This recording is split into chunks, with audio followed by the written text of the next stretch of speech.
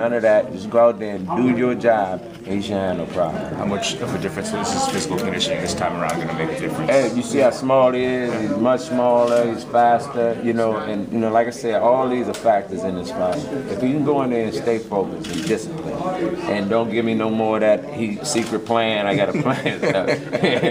we can go ahead and shout the world one more time this year. You've been watching Klitschko. What have you seen the difference between him now and 4 years ago? Well, believe it or not, 4 years ago, he didn't have the confidence going into that fight. I remember when we had the open training session out there in Germany, the thing that got me was he was more intimidated by Tony at the time than anything. Now, he won the fight, he knocked Tony out in this fight, stopped him rather, in the fight, and his confidence will be more this time. I'm looking for it. But a lot of times when you turn around and make your opponent think that he's stronger and you're weaker and show him something different, it'll throw him off his base. So all we got to do is stick to the basics, do what he's been training to do. Remember 4 years ago, because me personally, I didn't like that feeling. And I don't want to repeat that feeling. So we're going over there with our intention to do our job, and that should be Klitschko. So Tony, all he has to do is go there and outbox Klitschko, basically. That's it. The name of this game ain't knock you out. If it happened, it happened. This is a boxing game. And this game is won not based on physical capability a lot of time, but based on intelligence. So we have to be smarter this time. Is there extra pressure on Tony thinking that this may be his last opportunity to get something like this? It could very well be. All depends on how he's really looking at it. Because this is definitely a last great opportunity. Reality. He's 40 years old. He's a young 40. Hadn't been abused. Started his career late. It's simply amazing that he actually got this far, to this level. Started his career so late.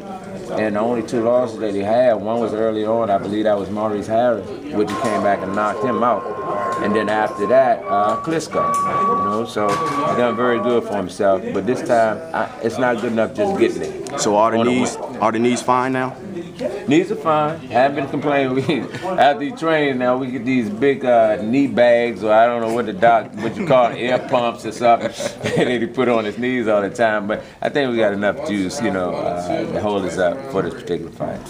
How do you get him to focus? Get beyond HBO, get beyond the crowd, just fight the guy that's in front of you. How do you get him there mentally? A lot of times, Tony much rather deal with Klitschko and Hungry Lions than to come back and have to face me. Because, I can get mean too, and the thing is, you have to understand that this opportunity is rare. They don't come for everybody. When you look at, registered boxers from the amateurs all the way up to the pros. I coached the U.S. national team. And I think it's something like 30 or 40,000 registered athletes, USA boxing. And then couple that with the professional fighters, it's a lot of people. Out of those people, how many people actually get to make it to the top 10 and beyond that, make it to a world title, win a world title? So, he beat the odds already. Just getting here. Now we got to finish it. And the rest is up to him. If I could fight Klitschko for him, I would, but I can't. The rest is up to him. We done our job now. Tony got to bring it on home. Tony talked about having an American be the world heavyweight champion. What your thoughts on that and why it's been so long since that's happened? I won't say that the U.S. got that bad. There's a situation where I think there are too little teachers left. When you go back to the history of boxing, you had people like Georgie Benton, you had Mr. George Washington in New York that produced a lot of great fighters, Eddie Futch, Manuel Stewart, which is one of my all-time favorite coaches. These are teachers, great teachers. Now we have a lot of coaches. We have a lot of trainers. We have a lot of cheerleaders and less teachers. But on the flip side, not to take nothing away from the rest of the world, the rest of the world have learned. They finally caught up, and we've been used to being on top for so long till when somebody else comes along, now all of a sudden, we're just that bad. I don't think so. I got to give credit where it's due. I think they did their homework and they started to study and they did their job. In terms of Klitschko's technical skills, is there any specific aspect of his boxing ability that concerns you? A signature punch, a signature move? Signature right hand. Yeah. That's about it. As much as I would like, he's a great guy.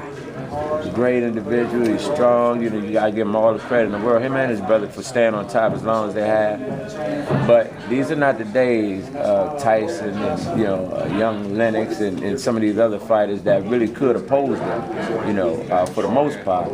And then on the flip side of that, you know, if you stand, if just like that bag, Tony was hitting that bag, ain't gonna punch back. So if that bag is in front of you, you can hit that bag all day long. It's like when we fought him, Tony stayed on the line too long for me. And Klitschko was able to get a lock on his right hand, and that's what he did, and he used it well. This time we're gonna change that. We're not gonna be in front of him as long, and you know, we're gonna do what we should have done the first time, and that's to stick to the game plan.